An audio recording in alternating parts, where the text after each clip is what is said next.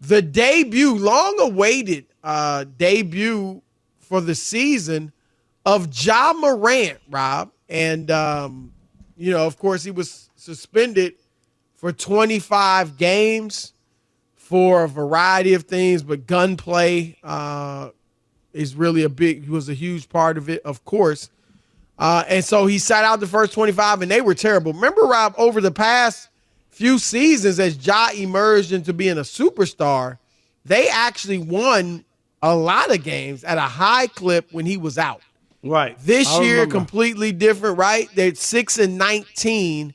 Now that he's back, he's missed the first 25 games. And so far, he's got 3 points. I got the game on. He's moving fairly well. But he's back, and they obviously are hoping that they can make a nice little resurgence and get back into the Western Conference playoff race. But what are your thoughts on Ja? Of course, for him, obviously you want to win, but for him, it's really about kind of rehabbing his image. And this is a guy that was a superstar and very young, but had already become a superstar. One of the best young players in the league, one of the best players, period, in the league. And, he put all of that in jeopardy because of some foolishness. He's only 24 years old. He's back. And Rob G, you said there were some boos when he was introduced, even though the game is it's in New Orleans, right? It's in New Orleans, and at least one reporter, DeMichael Cole of the Memphis News, he's a beat writer for the Grizzlies, said that when Ja was first introduced, there was a loud mix of cheers and boos from the opposing crowd, which is going to be expected in some ways. Right, on the road, absolutely. But once he got his first touch during live game action, loud smattering of boos in the arena. Wow. He said, quote, "Nola isn't as happy to see Ja Morant as you." That's interesting. What are your thoughts, Rob? Yeah, I'm not surprised. I mean, because this was self-inflicted. Like, this was just, especially after the first incident, Chris, where it was kind of clear, and yet Right. What was it, a month or 2 months later? He was suspended like 8 games, kind of a slap on the wrist. And Yep. it was, and then it was like later, like it was a month or so later. So I think, I don't know if he can really rehabilitate his image fully. Most of the time, Chris, and I want to make it clear, I'm not saying this is the same scenario, okay? Please do not put words in my mouth. But I think it would be like I'm going to say he would need to win an MVP, get to the NBA Finals, like something of that magnitude for people to say, man, what a recovery. Look at what he did to get back. Because I think he's the enemy, or he's the public enemy for a lot of opposing fans. Not at home. They'll probably be more forgiving, especially if the team starts to win now and they were bad. But I think people look at him sideways for a while. And usually winning is the thing that can totally whitewash, Chris, that away, where people are just like, okay. And I always remember, the one thing that I always remember, and this is the Ray Lewis thing, Chris. I covered that Super Bowl when Baltimore won the Super Bowl, right? Yep. And he was the MVP, and he was great and all that. But just 1 year earlier, you remember what he was involved in. Oh, yeah. He was involved. Now, he didn't get convicted of anything, but he was involved in where 2 men were killed, right? Stabbed or whatever, and died at the Super Bowl of the year prior. And he was covered in blood, and the other 2 guys who were with him, it was just a mess. And 1 year later, Chris, he was the Super Bowl MVP. And I remember writing my column, and I only remember the league because recently I was cleaning out some stuff and I saw this. It was on A1 of the Detroit News. And the lead was something like, Chris, a year ago, Ray Lewis was covered in blood, at this very same event.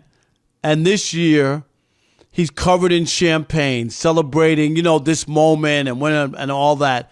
And what a turnaround it was. And of course, he's a great player. But I don't know if Ja can just do it by returning back to the player he was. Like, if that's enough. That's what I'm saying, is he's got to do a little bit more for people to shake that tag up. Am I being too hard? Do you see what I'm saying? Because you said win MVP, and we know I'm a voter, and we know media votes for MVP, Rob. But I think he'll have to go a long way in cleaning up his image before he would win the MVP. You know what I mean? Yeah. Some guys will hold that against him. But you see what I'm saying? Like, he needs to. Wouldn't. I don't know. I think he's a young man. He's only 24. And look, say what you want about America and all that, but it is shown with athletes time and time again that it's willing to give second chances. And I think what he has to be is, you talking about that? Well, I think people lump this all together. I think they lump the 8-game suspension, the first incident, along with this incident. Because he's so young. I mean, he's an immature young kid. And yes, of course he has to play well.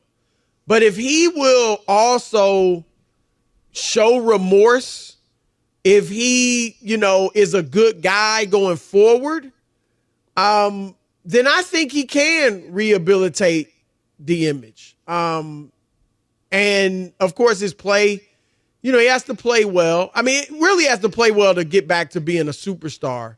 But even if let's say he lost this game and he never was, I don't think this will happen. I think he's going to be great. But let's say he just was no longer a great player for whatever reason. If he was a good guy and didn't cause any more trouble, got rid of whatever associations he needed to that may have dragged him down into some negative stuff and changed himself however he needed to, I think he could rehabilitate that image. Rob, remember, and Iverson didn't have, the incidents, like flashing guns like Ja Morant.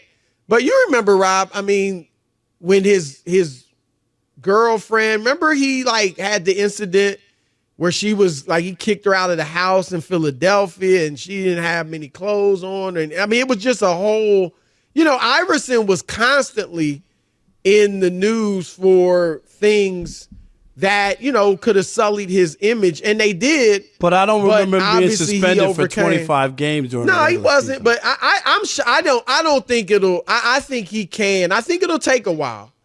But I think him being so young, I do think he can come back from this. And if he does the right things. I mean, he can't just go back to being silly. And silly's not even the word.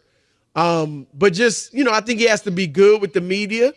I think he has to do some PR. Hopefully he's got a smart team around him. And it has to be sincere. As far as we can tell, it has to be sincere, Rob. That's the thing. Because where I do agree with you is he apologized before. He said the right things before, and then he didn't change his actions. He's going to have to be sincere. And hopefully he will be, because he's a fantastic player. Rob G, where are you at on this? I kind of agree with Rob. And this was something that he and I were talking about before the show separately. This is similar. Again, Rob, you brought up the Ray Lewis, which is a really...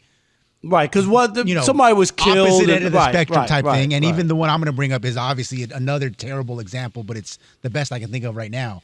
Is when Kobe demanded a trade from the Lakers. Said, trade me to Pluto. He did 12 different interviews in one And you day. remember that? He was on every show. He was My on every God. show. He got introduced his first game with the Lakers. They didn't trade him, and he got booed, mercilessly at Staples Center.